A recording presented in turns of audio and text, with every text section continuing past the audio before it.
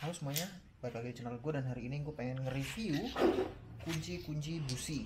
Nah, ini ada kebetulan beberapa brand dan beberapa tipe ya kunci busi. Tapi yang gue review utamanya adalah menurut gue bintangnya hari ini adalah ini nih. Ini dari Jetjo atau yang dulunya kita semua kenal sebagai Laconi Pro. Bisa lihat ya tulisan Jetjo.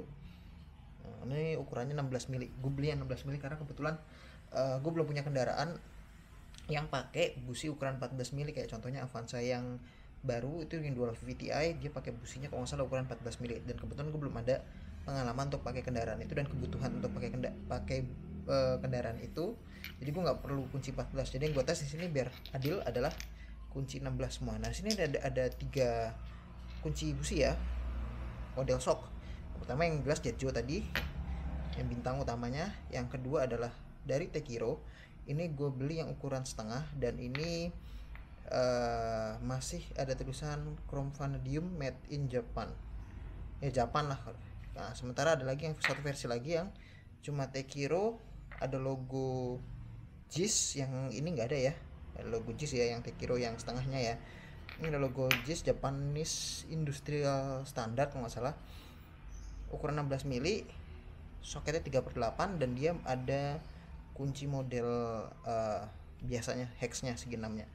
Nah kenapa gue bilang si Jetjo ini atau Laconi Pro yang kalian misalkan tahu dulu itu adalah bintang utama, dia pakai magnet. Jadi ini adalah evolusi yang terbaru sampai saat ini. Oke, ini nggak yang paling baru di 2023, tapi ini yang bisa dibilang yang paling mutakhir lah, yang paling canggih lah. Karena apa? Zaman dulu kalau kita mau buka busi, kalian mungkin di sini agak susah buat ngelihat, tapi di sini tuh ada karet ya. Di dalam sini tuh ada kayak semacam karet rubber seal mungkin ya, rubber seal. Dia tuh fungsinya sebenarnya buat kayak gini. Ini ada contoh ya, ada busi bekas. Nah, ini ukuran 16 biasa. Dia harusnya kayak gini nih. Ini mungkin udah agak ini masih baru ya. Ini harusnya kayak gini, dia neken dan dia harusnya nggak lepas, nggak kendor. Cuma balik lagi yang gue bilang rubber seal itu banyak, rubber ini tuh banyak banget masalah karena sering banget kayak gitu. Dia nggak aslinya kayak, dia kayak gimana ya, kayak kop busi lah. Kalau kalian tahu kop busi kan ada karetnya, dia pasti masukin klep, dia ngunci busi ini biar nggak turun. Tapi sering banget masalah, jadi kayak gini ditekan kayak gimana pun.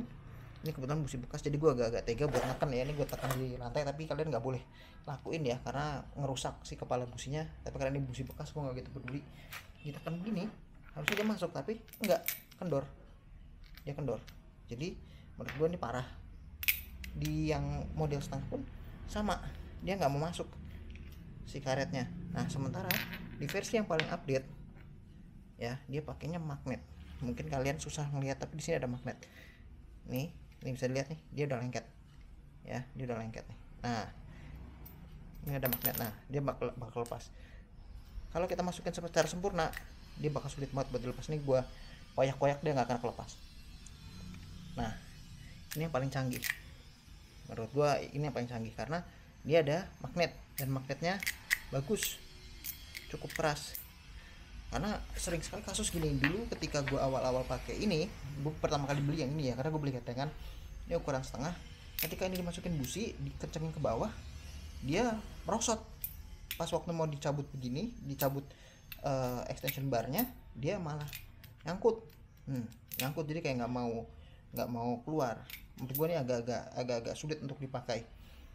Jadi dia sering nyangkut, dia malah jadi ketinggalan di dalam head, di dalam kepala busi yang harusnya kita bisa cabut, masukin coil atau masukin kop busi, malah jadinya sulit karena dia model karet.